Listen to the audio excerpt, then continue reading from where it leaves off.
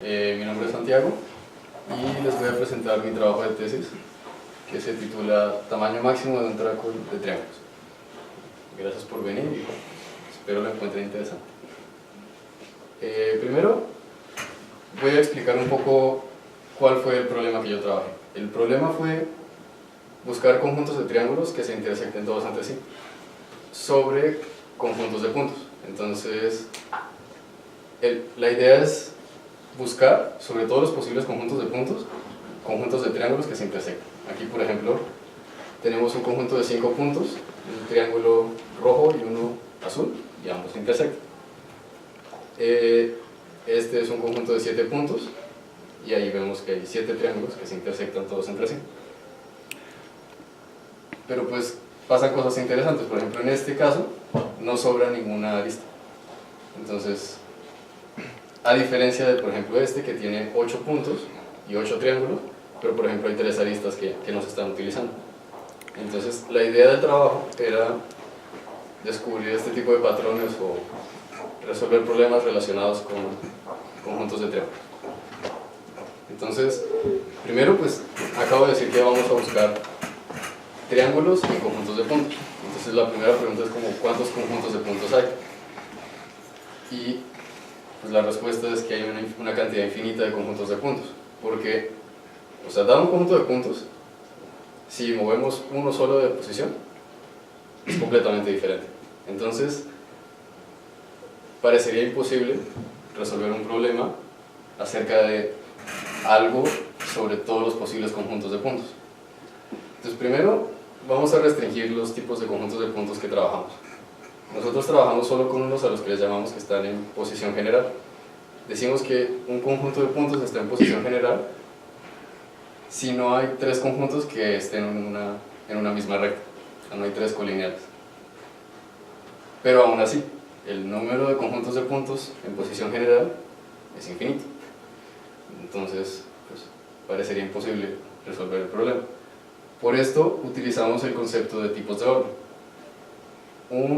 Un tipo de orden es una clase de equivalencia entre los conjuntos de puntos. En este caso, por ejemplo, tenemos varios conjuntos de 5 puntos y en realidad solo son 3 clases diferentes de puntos. Entonces podemos agrupar la cantidad infinita de conjuntos de puntos en una cantidad finita de tipos de conjuntos de puntos. Para 5 puntos solo hay 3, esas son las 3 que existen. Y la ventaja de trabajar sobre los tipos de orden es que hay una base de datos, desarrollada como desde el 2000, que enumera todos los tipos de orden para n puntos. La desventaja es que el número de conjuntos de puntos, o sea, el número de tipos de orden, crece de forma exponencial. Entonces, la base de datos crece de tamaño muy rápido. Y las búsquedas sobre esta base de datos de todas formas se convierten, o sea, se hacen difíciles a medida que agregamos puntos al conjunto. Bueno, ahora voy a definir lo que es una gráfica geométrica. Primero, una gráfica es un conjunto de vértices y aristas que unen a los vértices. Una gráfica geométrica es un dibujo de una gráfica en el plano euclidiano. La diferencia entre una gráfica y una gráfica geométrica es que la ubicación de los puntos en el plano marca una diferencia. En una gráfica, por ejemplo, estas dos son gráficas bipartitas y en realidad no nos importa cómo esté dibujado, son la misma gráfica. En el plano, como los puntos están en diferente posición, o sea, como gráficas geométricas, estas dos son diferentes. Porque igualmente, esta es la gráfica completa.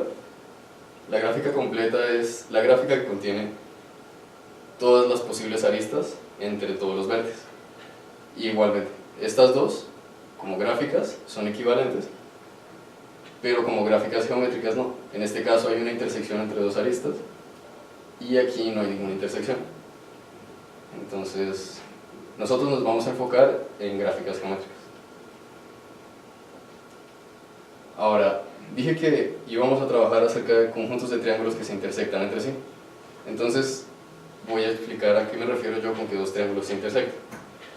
Yo digo que 2 triángulos se intersectan si tienen un vértice en común, como en este caso, o si alguna de sus aristas se intersecta. Por ejemplo, estos dos no se intersectan, no cumplen ninguna de las dos condiciones. Y además, la intersección de triángulos solo está definida para triángulos que no comparten aristas. Ahora, a esos conjuntos de triángulos que yo voy a trabajar, les llamamos tracos de triángulos, de ahí el nombre de la tesis. Decimos que un conjunto de triángulos es un tracol si cumple las siguientes dos propiedades. Primero, que los triángulos son disjuntos en aristas, y segundo, que cualquier par de triángulos se intersecta, bajo la definición que di antes. En este caso, por ejemplo, este es un tracol de 3 triángulos. Este no, porque tiene 2 triángulos que no se intersectan, y este no, porque tiene 2 triángulos que comparten una arista. Al número de triángulos en un tracol le llamamos tamaño del tracol. Es la notación que vamos a usar. Ahora, ¿cuál es el problema que estamos trabajando en concreto? Nos estamos preguntando cuál es el tamaño máximo que puede tener un tracol sobre un conjunto de puntos. Entonces, por ejemplo, aquí hay 2 conjuntos de puntos, ambos de 8 puntos, y hay 2 tracols distintos. Entonces la pregunta es si podemos agregar o no más triángulos. Esto es interesante porque aquí sobran 4 aristas. Entonces cabe la pregunta de si me esfuerzo un poquito más y acomodo mejor los triángulos, ¿no será que puedo con esas 4 aristas formar un triángulo más? En ambos casos, estos casos, la respuesta es no. Pero a medida que aumentamos el número de puntos, la pregunta se hace más difícil. Se cree que el tamaño máximo siempre va a ser menor a n cuadrada entre 9 más 2. Pero pues ese es el problema que vamos a intentar atacar. La forma de atacarlo tiene dos secciones. La primera es utilizando cuando los puntos forman un polígono en posición convexa, que es este caso. Y este es solamente un tipo de orden, o sea, de la base de datos de todos los tipos de orden. Cuando hablamos del caso de posición convexa, nos estamos enfocando solamente en uno, que es de hecho el primero de la base de datos siempre. Y la siguiente sección va a ser acerca de los puntos en posición general, o sea, ya contemplando el resto de la base de datos.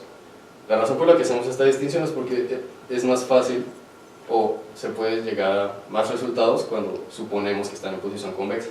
Este caso es mucho más difícil. Entonces ahora voy a explicarles de dónde sale el problema que voy a trabajar. El problema surge de la conjetura EFL. Esa conjetura fue planteada por Erdős hace más de 40 años. Y lo que dice es lo siguiente, que los elementos de n conjuntos con intersección vacía o de tamaño 1 pueden colorearse con n colores. Entonces, por ejemplo, este es un ejemplo de eso. Ahí tenemos 4 conjuntos, cada uno con 4 vértices, y las intersecciones siempre son 1 o vacía. Por ejemplo, este conjunto y este no tienen intersección.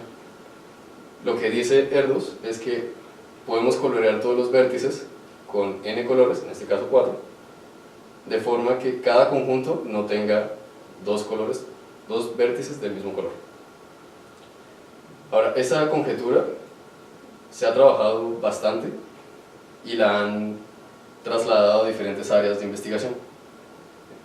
Por ejemplo, como hipergráficas. La traducción de la conjetura de EFL a hipergráficas es directa, porque en realidad lo único que es como que se renombran los conceptos. Entonces, en vez de hablar de conjuntos, en hipergráficas hablamos de hiperaristas. Los puntos o los elementos de los conjuntos son vértices de una hipergráfica.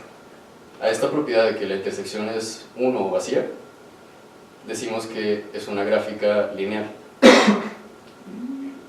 Y a la propiedad de que se puedan colorear con n colores, decimos que esa hipergráfica tiene número cromático n.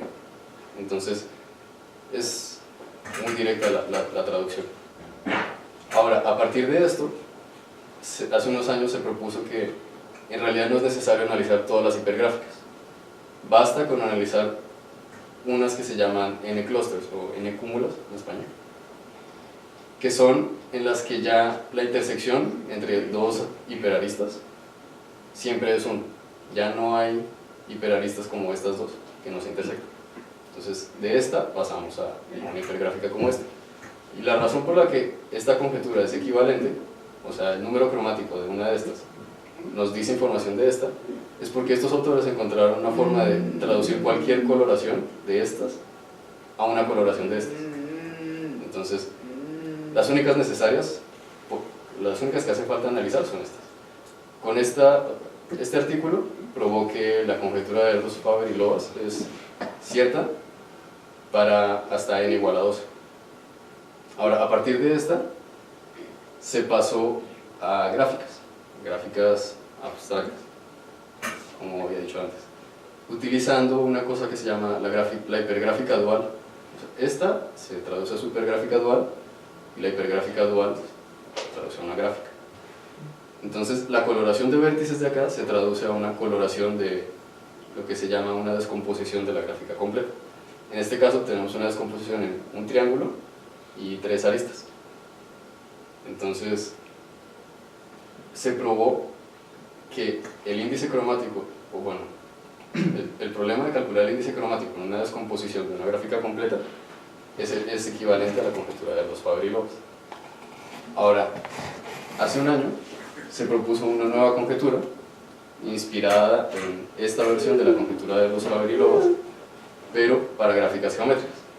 Entonces, igual a como había hecho la distinción antes entre gráficas y gráficas geométricas, en esta conjetura, ahora estas dos gráficas son diferentes y la coloración se ve afectada por la ubicación de los puntos en el plano, porque ahora las intersecciones entre dos aristas también impiden que tengan el mismo color. Antes eran solamente las intersecciones en los vértices.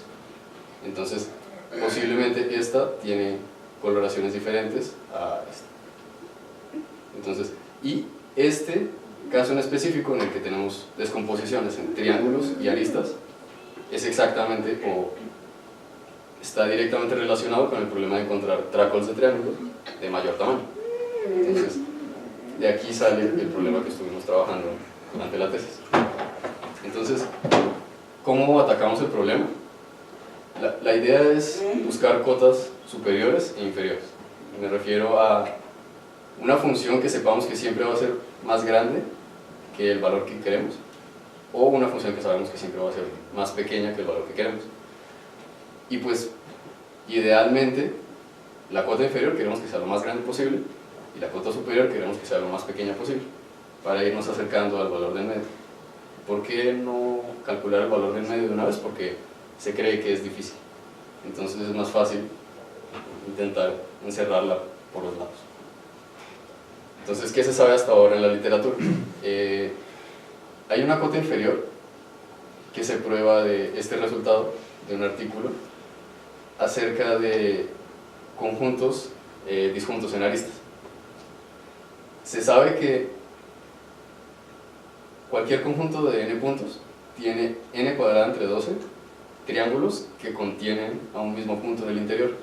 Ahora, eso no nos garantiza que se intersecten bajo nuestra definición de intersección. Por ejemplo, aquí tenemos todos esos triángulos contienen a este punto, pero los dos amarillos no se intersectan. Entonces, eso no nos da una cota directamente de nuestro problema. Pero si agregamos la restricción de que los puntos están en posición convexa, entonces eso sí nos garantiza que se intersecten. Entonces, de aquí podemos obtener una cota que dice que para todo conjunto de n puntos en posición convexa, siempre existe un tracol de n cuadrada entre 12 triángulos. Ahora, esta cota es buena, porque funciona para todo n, pero hay otra que se propuso en el mismo artículo que propuso la conjetura de Erdős, Faber y Lovász para gráficas geométricas. Entonces, en esta conjetura se propone una construcción en la que si n es divisible entre 3, o sea, el número de puntos es divisible entre 3, podemos hacer un tracol con n cuadrada entre 9 más un triángulo. Pero queda la pregunta de si n no es divisible entre 3, si existe una construcción que llega a esta cota. Esta cota es más grande que esta. Entonces, esta digamos que es mejor, pero no es tan general. Entonces, pues por eso las dos son importantes. Ahora, hay una cota superior que viene de la teoría de diseños, por Hanani. Esta cota se basa en la caracterización, se basa en el problema de encontrar conjuntos de triángulos disjuntos en aristas, ya sin importar que se intersecten o no, solo conjuntos de triángulos que sean disjuntos en aristas de tamaño máximo. En 1975, Hanani las caracterizó de acuerdo a las aristas que sobran después de hacer el conjunto de tamaño máximo. Entonces, por ejemplo, se sabe que si el número de puntos tiene residuo 1 o 3 módulo 6, no van a sobrar nunca aristas. Si el residuo es 0 o 2, lo que sobra va a formar lo que se llama un emparejamiento. Es decir, que son aristas en las que cada vértice pertenece exactamente a una arista. Si el residuo es 4, entonces se sabe que las aristas restantes van a formar un bosque generador con n entre 2 más 1 aristas, simple. Y si el residuo es 5, las aristas que sobran siempre van a formar un ciclo de tamaño 4. Entonces, esta es la cantidad de triángulos máximo que puede haber de acuerdo a este resultado. Al final, siempre nos va a dar esta cota, es n cuadrada entre 6 menos un coeficiente lineal. Esta es, pues, obviamente mayor que las dos anteriores. Hay como una brecha entre las dos cotas que acabo de explicar. Entonces, ahora voy a explicar cuáles fueron los resultados que obtuvimos. Primero, para conjuntos de puntos de 3 a 7, hicimos demostraciones que calculan el valor exacto para todo conjunto de puntos. En realidad estas demostraciones son sencillas, porque por ejemplo 3 y 4 es trivial, porque solo puede haber un triángulo sobre 3 y 4 puntos, entonces pues el tracol solo tiene un triángulo. Para 5 y 2, para 5 es también fácil, porque dados dos triángulos sobre 5 puntos necesariamente tienen que compartir un vértice, y al intentar agregar uno nuevo, agregamos una arista y cualquier vértice que elijamos tiene que pertenecer a uno de estos dos triángulos. Entonces, necesariamente el triángulo va a compartir una arista con alguno de estos dos que ya tenemos. Para n igual a 6 es algo muy parecido, pero ahora, después de agregar el primer triángulo, hay dos casos. Puede intersectarse en las aristas o intersectarse en un vértice. Si se intersectan las aristas, tenemos el mismo caso de arriba, entonces no podemos agregar más triángulos. Si se intersectan en un vértice, podemos agregar otros dos. Entonces el tamaño máximo de un tracol para n igual a 6 es 4. Y para 7 utilizamos un resultado de la literatura acerca de sistemas de tripletas de Steiner, y la propiedad de que para 7 todas las intersecciones de los triángulos siempre van a ocurrir en los vértices. Nunca hay dos triángulos que se estén intersectando internamente. Ahora, para valores de n más grande, se comienza a poner más interesante. Para esto hicimos un algoritmo de backtracking o de retroceso para determinar el tamaño máximo de un tracol sobre todo conjunto de 8 puntos. Entonces, para n igual a 8, por la cota superior que hay de la literatura, sabemos que máximo va a haber 8 triángulos. Y la cota inferior más alta dice que n debe ser divisible entre 3, pero si ignoramos eso por un momento y lo evaluamos, para 8 da un valor cercano a 8. Entonces, eso nos daba como indicios de que el resultado iba a ser 8 triángulos. Entonces, diseñamos un algoritmo que buscara un tracol de 8 triángulos sobre cada conjunto de 8 puntos. Ahora voy a explicar cómo funciona el algoritmo. La idea es que partimos de todos los conjuntos de triángulos sobre la gráfica. Bueno, voy a explicarlo para 6 puntos, porque para 8 se pone feo. Entonces, para 6 puntos, como ya dije antes, el tamaño de un tracol son 4 triángulos. Entonces queremos buscar un conjunto de 4 triángulos que se intersectan todos entre sí, sobre esta gráfica completa. Entonces tenemos aquí toda la lista de triángulos, partimos del conjunto vacío y elegimos el primer triángulo. Entonces, a partir de este, descartamos todos los que o no se intersectan o comparten aristas con este triángulo que acabamos de elegir, entonces ya no pueden estar en el traco. Y elegimos el siguiente disponible y descartamos otra vez. Aquí, como vemos, nos quedamos sin triángulos, entonces retrocedemos. Por eso el algoritmo se llama de backtracking. Lo que hacemos es marcar este como visitado, lo sacamos del traco, desmarcamos los que habíamos marcado hace un momento y elegimos ahora el siguiente. Y volvemos a hacer lo mismo, marcamos todos los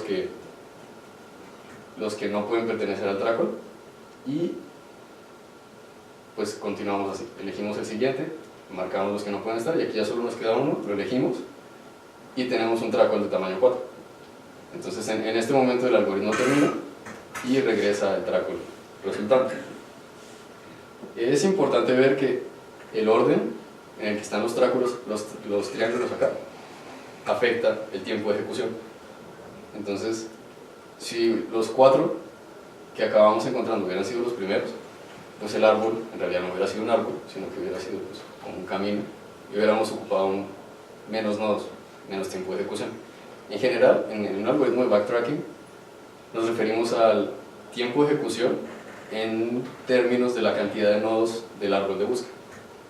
Entonces, para n igual a 8, la ejecución fue bastante rápida, o sea, recorrimos todos los conjuntos de puntos en básicamente 1,5 segundos, como 1000 conjuntos de puntos por segundo, y encontramos que, como esperábamos, cada conjunto de 8 puntos tiene un trackle de tamaño 8. Entonces eso nos da como resultado el siguiente teorema: todo trackle sobre cualquier conjunto de 8 puntos tiene máximo 8 triángulos. Santiago, ¿esto es para posición general o convexa? General. Gracias. Sí, porque la búsqueda la estamos haciendo sobre toda la base de datos. Okay. Estamos recorriendo los 3315. Ahora, este es el árbol de búsqueda, el que les mostré antes, para n igual a 8. Aquí podemos ver que aquí elegimos un triángulo y este triángulo no está en ninguno de los posibles tracos de tamaño 8. En cambio, el siguiente, ese sí. Entonces, si hubiéramos sabido que este sí pertenecía y este no, que hubiéramos comenzado por este y no por este, nos hubiéramos ahorrado toda esa búsqueda. Esa es la ventaja de ordenar los triángulos de forma adecuada al principio. Ahora, para n igual a 9, de las dos cotas obtenemos que el valor tiene que estar entre 9 y 11. El problema es que si ejecutamos este algoritmo para 9, después para 10, después para 11 y para 12, el tiempo de ejecución se iba a ir muy lejos y varios de esos iban a dar el peor caso. Entonces lo que decidimos fue modificar el algoritmo y ya hacer uno que siempre va a ser el peor caso, o sea, siempre va a recorrer todo el árbol de búsqueda y va almacenando el tamaño máximo de un traco a medida que va recorriendo el árbol de búsqueda. Entonces hicimos la ejecución sobre los 160.000 conjuntos de puntos que hay para 9 puntos y más o menos en 10 horas obtuvimos el resultado. El resultado fue el siguiente, que todo traco sobre un conjunto de 9 puntos tiene máximo 10 triángulos. Y de hecho es más fuerte que esto porque todo conjunto tiene uno de 10 triángulos. O sea, no solo el máximo es 10, sino que todos tienen uno de tamaño 10. Si intentáramos almacenar en la memoria cada árbol, ocuparíamos 150 megas. Aquí ya vemos cómo está creciendo el problema bastante. Ese es el árbol de búsqueda para n igual a 9 en posición convexa. Entonces, este es solamente un conjunto y hay 160.000 de estos. Entonces, se comienza a poner feo. Ahora, para n igual a 10, hacer esto mismo ya no se puede porque el árbol tiene 305 millones de nodos y se tarda como 13 segundos por conjunto y hay 14 millones de conjuntos. Entonces, estimando cuánto nos tardaríamos, sería como más o menos 6 años. Entonces, pues no había tiempo para poner un correo relacionado. Ajá. Entonces lo que decidimos fue, utilizamos el algoritmo anterior, el que termina al encontrar uno, y lo corrimos varias veces. Lo corrimos para 10 y lo corrimos para 11 y después lo corrimos para 12. Para 11, en media hora, logramos determinar que todo conjunto tiene un tracol de tamaño 11. Pero ya cuando lo corrimos para 12, la ejecución tardó 30 horas. Porque resulta que hay unos conjuntos de puntos que no tienen un tracol de tamaño 12. Entonces en esos acabamos recorriendo todo el árbol de búsqueda, que es bastante grande. De hecho, son pocos los conjuntos, solamente es menos del 1% la cantidad de conjuntos en los que caemos en el peor caso, pero fue suficiente para llevar la ejecución a 30 horas. Entonces, pues, ahí paramos. Y pues de ahí obtuvimos estos teoremas. Primero, que todo conjunto de 10 puntos tiene un tracol de tamaño 11. Y segundo, que hay tracols cuyo tamaño máximo es 11. Pese a que, por ejemplo, el conjunto de posición convexa tiene un tracol de tamaño 12. Ahora, ¿cuál es el tiempo de ejecución del algoritmo? Como estamos haciendo una búsqueda exhaustiva, estamos recorriendo todos los tracos. Entonces el tiempo de ejecución va a ser al menos el número de tracos distintos que hay. Entonces decidimos analizar qué conjuntos de puntos tienen la mayor cantidad de tracos distintos. Y descubrimos que todos tienen esta forma. Siempre es un polígono convexo y un puntito, o bueno, el resto de puntos en el centro, pero siempre pegado a una arista. Aquí, por ejemplo, son 2 puntos, y estas son las 3 formas de ubicar 2 puntos dentro de un hexágono. Igual acá. Estas son las 2 formas de ubicar 3 puntos dentro de un pentágono. Y esto se cumple para n igual a 8 y para n igual a 9. Entonces, a partir de eso planteamos la siguiente conjetura, que los conjuntos de puntos con mayor número de tracos son 2 convexos. Esta propiedad se puede decir es la 2 convexidad, equivalente a la 2 convexidad. Ahora voy a hablar de conjuntos de puntos en posición convexa, ya no en posición general. Primero, analizamos todos los casos de la construcción del tracol con muchos triángulos que se propuso en el artículo anterior para que funcionara para todo valor de n. Entonces, el caso mostrado en el artículo era este, que se los voy a explicar a continuación, pero hicimos las cuentas para hallar los demás casos y vimos que todos tienen una complejidad parecida, tienen un número similar de triángulos, n cuadrada entre 9, que es más que la otra cota que funcionaba para todo n, que era n cuadrada entre 12, esta es mejor.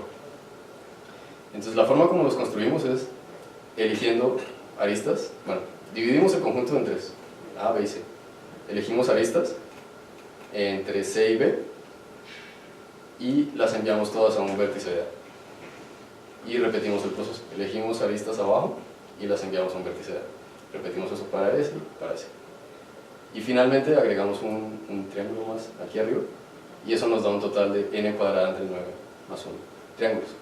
Ahora, la parte importante de esta construcción es que para todos los casos, esa parte de abajo de elegir aristas, la repetimos. Esta sección siempre se va a utilizar básicamente de la misma forma. Entonces, igual a como hicimos antes, esto nos da información acerca del tamaño, pero igual nos interesaba encontrar cuántos tracos distintos había en posición convexa. Entonces decidimos analizar esta parte de la construcción. Esta parte de la construcción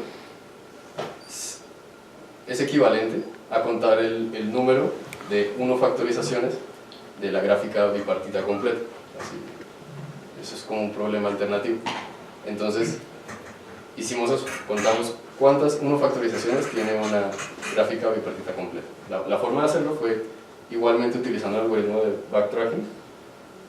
Este es el árbol de búsqueda, parte del árbol de búsqueda de un algoritmo de backtracking que busca las 1 factorizaciones. Entonces aquí es como lo que estaba haciendo antes de elegir aristas en la parte de abajo. Es como si eligiera primero estas, después estas, después estas y después estas. Entonces la idea es encontrar cuántas hojas tiene este árbol, porque eso nos dice cuántas monofactorizaciones hay, y eso está directamente relacionado con cuántos tracos distintos hay. Entonces, a partir de este árbol de búsqueda encontramos varias propiedades que nos sirvieron para encontrar una cota.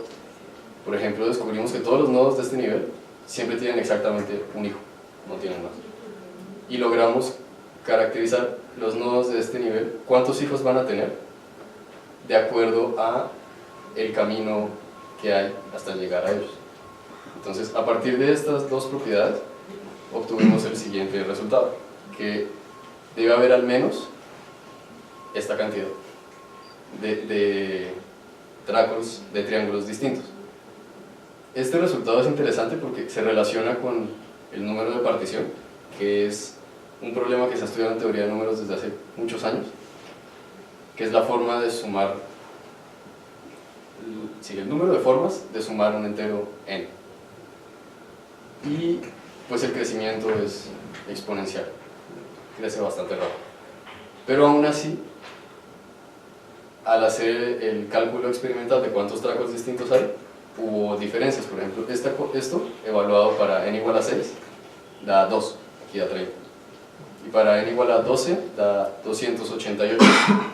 Y pues aquí obviamente ya es más grande. Ya el computador no logramos calcular el valor. Ahora, antes había mencionado el orden de los triángulos. Entonces, en posición convexa decidimos probar con diferentes tipos de órdenes a ver qué resultados nos daban. El primero es el normal, digamos, que es como se ordenan los triángulos si yo no hago nada. El algoritmo de por sí los genera de esa forma, que es a partir de las etiquetas de los vértices. O sea, tenemos una gráfica completa, entonces cada triángulo tiene sus vértices están etiquetados. Entonces, por ejemplo, el triángulo rojo es 1, 3, 5. Y si los ordenamos al revés, como si hiciéramos orden alfabético, pero al revés, esa es la forma como lo hace el algoritmo normalmente. Después, los siguientes son un poco más inteligentes y se basan en el concepto de un tamaño de una arista. El tamaño de una arista es el número de vértices que hay del lado que menos vértices tiene. Entonces, por ejemplo, esta arista, a un lado tiene un vértice y al otro tiene 3. Entonces, esta arista tiene tamaño 1. Y una forma de decir el tamaño del triángulo es tomar los tamaños de todas las aristas y tomar el máximo de ellos. Por ejemplo, aquí el triángulo 2, el triángulo azul tiene tamaño 2 y los otros dos tienen tamaño 1. La idea detrás de esto es que primero analicemos los triángulos que tienen aristas más hacia el centro del conjunto de puntos. Entonces, en este caso, querríamos que el triángulo verde sea más grande que el rojo sea más grande que el verde, y eso no sucede, aquí los dos son iguales. Entonces, por eso utilizamos un tercer orden que lo que hace es resolver los empates de acuerdo a la siguiente arista más grande. Entonces, por ejemplo, acá el triángulo rojo tiene aristas de tamaño 1, 1, 1 y el verde tiene 1, 0, 1, entonces el rojo le gana. Hicimos la prueba de estos órdenes para el conjunto de 10 puntos en posición convexa, buscando tracos de tamaño 12, y obtuvimos los siguientes resultados. Este recorría 2 millones de nodos, este 3500 y este 236. Entonces, como vemos, el tiempo de ejecución se mejoró bastante utilizando este orden de triángulos. Y el orden aleatorio, que de hecho fue la estrategia que utilizamos antes para explorar toda la base de datos, da más o menos 200.000. Es decir, si tomamos todos los triángulos y los permutamos al azar, en promedio se recorrían 200.000 nodos. Ahora, ¿esto de qué nos sirve? Pues acelera las búsquedas utilizando el algoritmo 1, la primera versión. Pero queda la pregunta de si podemos generalizar esto a conjuntos de puntos en posición general. Ahora, bueno, en conclusiones, pues en resumen de toda la plática, encontramos evidencias de que la conjetura, es decir, que el tamaño máximo de un traco es n² entre 9 más 2, es cierto. ¿Qué evidencia? Pues por un lado probamos que de 3 a 9 la conjetura es válida. Y intentamos buscar contraejemplos y nos los encontramos. La cota inferior, la construcción que encontramos, se acerca bastante a este valor, pero nunca lo supera.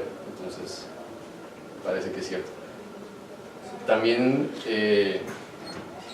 descubrimos que la complejidad computacional del problema, hacer búsquedas exhaustivas, crece bastante rápido, pero para n igual a 10, probablemente con más recursos computacionales y utilizando paralelización, sería posible pues hacer la búsqueda completa. Y para posición convexa obtuvimos una cota analítica del valor del número de tracos de triángulos distintos. Ahora, una cosa que comenzamos a trabajar pero ya no continuamos fue igual a como hizo Hanan, de estudiar las aristas que sobran de hacer conjuntos de triángulos de tamaño máximo. Igualmente para 8 puntos estuvimos estudiando las aristas que sobran en un traco de triángulos y descubrimos que, o sea, ya sabíamos que eran emparejamientos, pero no son todos los emparejamientos. Por ejemplo, el emparejamiento que tiene las 4 aristas así no aparece. Los únicos emparejamientos que aparecen como aristas que sobran de un traco de triángulos son estos 5. Que está interesante, pero ya habría que ver esto qué otras propiedades cumple para valores de n más grandes. Y igualmente, pues, probamos o encontramos como una caracterización del número máximo de los conjuntos de puntos que tienen muchos tracos de triángulos, pero queda abierta la pregunta de si se cumple para todo valor de n. Y vimos que el orden de los triángulos reduce significativamente el tiempo de ejecución, pero eso solo funciona en posición convexa. Entonces queda la pregunta de si se puede generalizar a posición general y si podemos modificar. Otra cosa que nos dimos cuenta es que el algoritmo 2, el que explora todo el árbol, sin importar el orden de los triángulos, el número de nodos no cambia. Entonces no estamos seguros por qué sucede y sería interesante ver si podríamos modificar ese algoritmo para que ahora sí, cambiando el orden de los triángulos, el árbol tenga menos nodos. Y pues ya. El código fuente se puede encontrar en esta página y desarrollamos una aplicación para visualizar los conjuntos de puntos y pues eso es todo. Gracias. Gracias.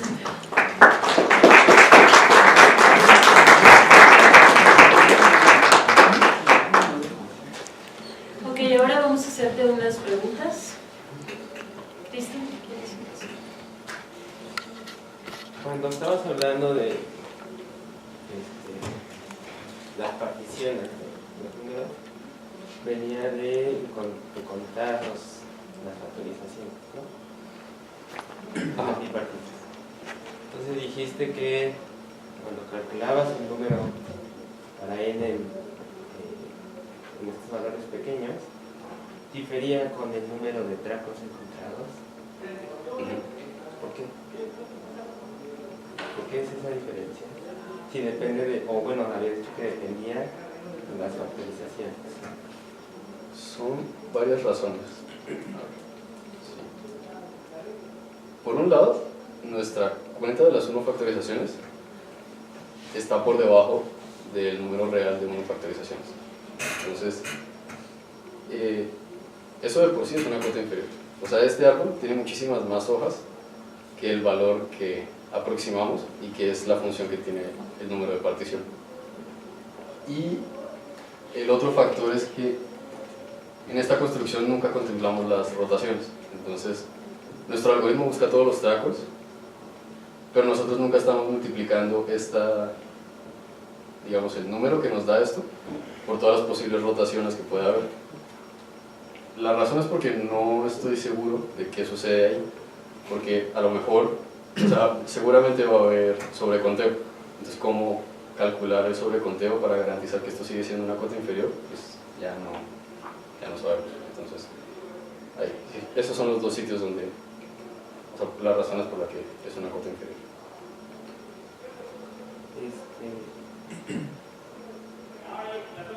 Cuando contabas los tracos en n igual a 8, que tenían 8 triángulos, ¿no? Sí. Ninguno de ellos es la extensión de los de 7, ¿verdad?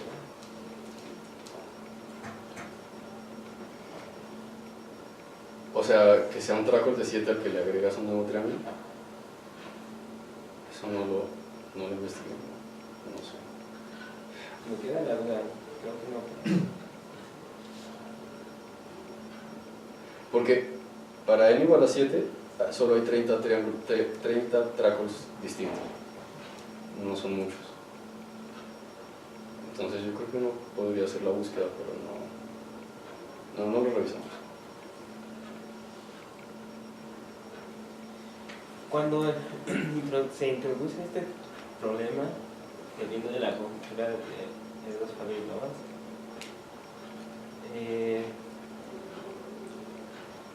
las partes son gráficas completas y solamente usas las aristas, ¿no? La pregunta es ¿por qué no tomar el cierre convexo de los puntos como elemento? ¿Por qué es buena idea tomar solo las aristas y no el cierre convexo? ¿En qué parte tomamos las aristas? Imagínate que si tomas tus particiones y cada parte o son aristas o son triángulos. Entonces es equivalente a tomarse los cierres convexos, ¿no? Entonces donde cambia el problema sería en que si están anidados en cierres convexos tendrían intersección, pero si solamente toman la frontera en este caso pues no se quedaría interactuando. Pero ¿por qué en general no se toman los cierres convexos? Pero ¿cómo así tomar el cierre convexo? O sea, Sí, tomar el triángulo gordo, digamos. O sea, tomas el triángulo y tomas el interior del triángulo. Porque tú solamente estás usando la frontera. ya entendí.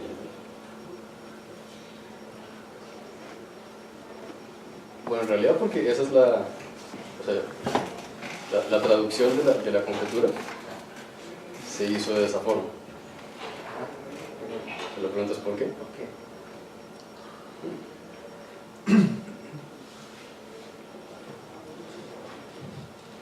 No sé. No creo.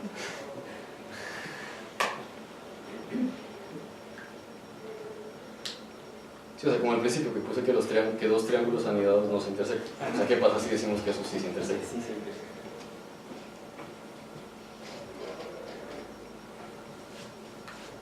No estoy seguro.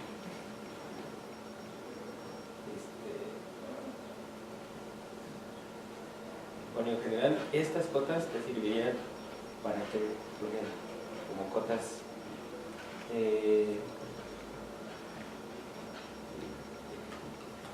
inferiores. Sí, porque todo triángulo que se intersecta de esta forma se intersecta de esa forma también. Pero el otro problema en sí igual es. Ajá. Pero digo, cambia. Sí, es diferente. Sí, de hecho el algoritmo cambia bastante.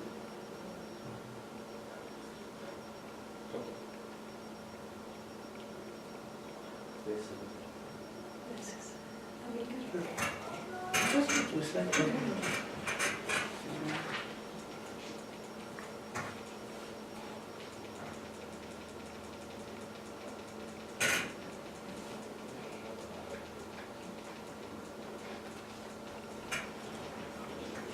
Ok, ahí estás hablando que son clases de equivalencia, ¿verdad? ¿Cómo es tu relación de equivalencia aquí? O sea, ¿cuál es para que notes que eso es una relación de equivalencia? Sí.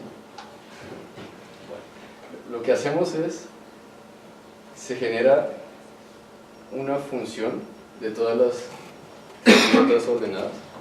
O sea, etiquetamos los vértices. Y generamos todas las tripletas ordenadas que hay en cada conjunto. Y a cada tripleta le asociamos +1 o -1, dependiendo de si la etiquetación va en sentido de las manecillas del reloj o en contra de las manecillas del reloj.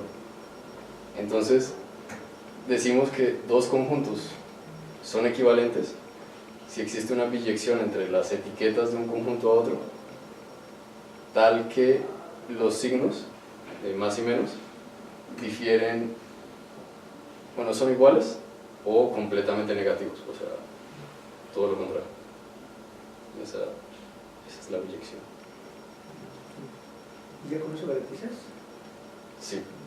Entonces, por ejemplo, sin importar cómo etiquetemos este y cómo etiquetemos este,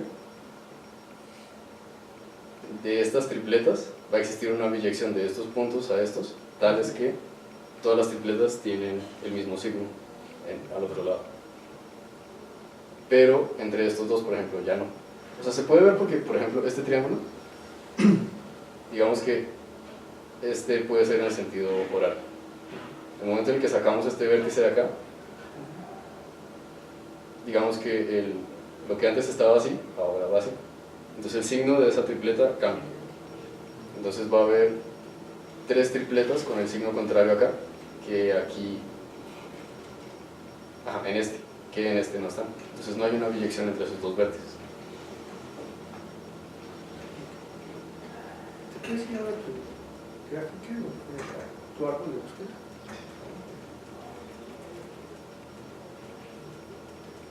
¿Esta? No, está con tu árbol de búsqueda. Ese o el siguiente. En general, ¿cuántas ramas tienes ahí? Digamos, de tu raíz. ¿De qué orden es tu? ¿Este?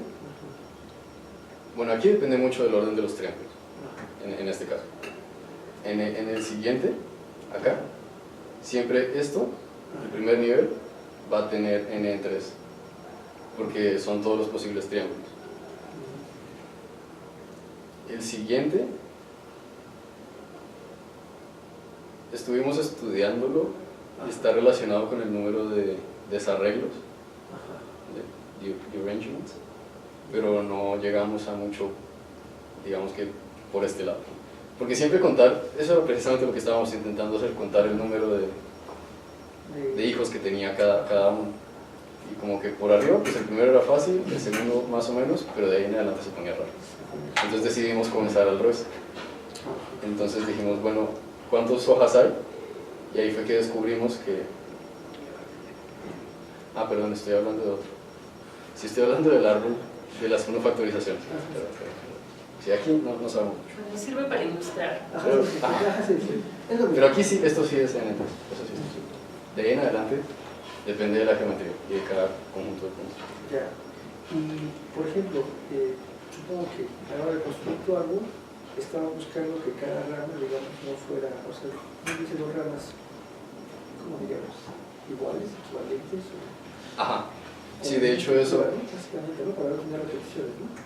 Eso pasaba al principio. O sea, la implementación sencilla del algoritmo tiene un problema que es precisamente ese. No solo saca todos los conjuntos, sino que saca todas las posibles permutaciones del mismo conjunto de triángulos. Entonces, al final la cantidad de hojas es factorial veces, n factorial. El número de resultados factorial.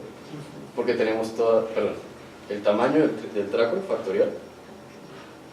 Porque nos estamos pasando, estamos contemplando todas las permutaciones. Lo que hicimos fue quitar eso. Y así, de hecho, si no hubiéramos hecho eso, no hubiéramos podido ejecutarlo para n igual a 9. Porque para n igual a 8 ese algoritmo ya se tardaba 30 segundos, 1 minuto. Y para n igual a 9 nunca acabó. Entonces ya, eliminando todas las permutaciones, fue que obtuvimos este árbol. Pero de todas formas, tal vez podría mejorarse. Por ejemplo, aquí al final, si el tracking va a ser máximo de tamaño, por ejemplo, 10, 12, y si vamos por acá, pues ya sabemos que ninguno de estos va a estar en un tracking del tamaño que buscamos. Entonces podríamos como cortar un poco antes. Y así. Se pueden hacer varias optimizaciones, pero ya no había tiempo. Y al final, ¿hiciste el análisis de cuánto bajaste la complejidad con tu optimización? No, porque en realidad no hicimos análisis asintóticos más que de las particiones, sino que contábamos el número de nodos total. Entonces, en realidad los resultados que tenemos son como porcentajes de antes eran tantos nodos, ahora son tantos nodos. Pero no hicimos el análisis de complejidad asintótico. ¿Por qué? Porque desde mi punto de vista todos van a ser exponenciales.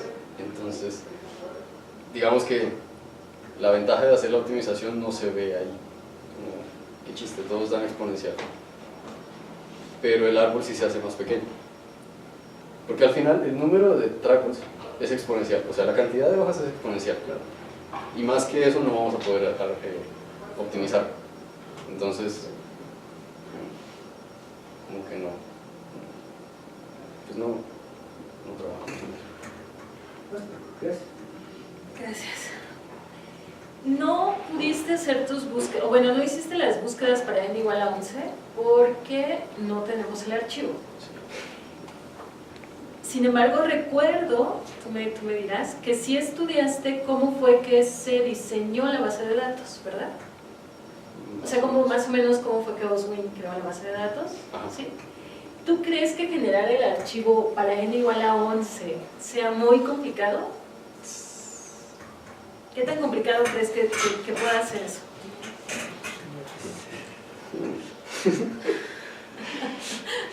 Suena interesante. Pues es que hay código que ya está en internet, porque creo que se basa en algo de espacios lineales, que fue lo que usaron para lo de la conjetura de FL para n igual a 12. Y el código para generar los espacios lineales creo que sí está en internet. Y de ahí no recuerdo cuáles eran los pasos que seguían, pero quién sabe. Tal vez sí se puede. Yo pensaba. ¿Lo has pensado hacer? No, ¿No? sí, un día que esté aburrido. Unos meses. ¿Unos meses aburrido o un mes? No sé.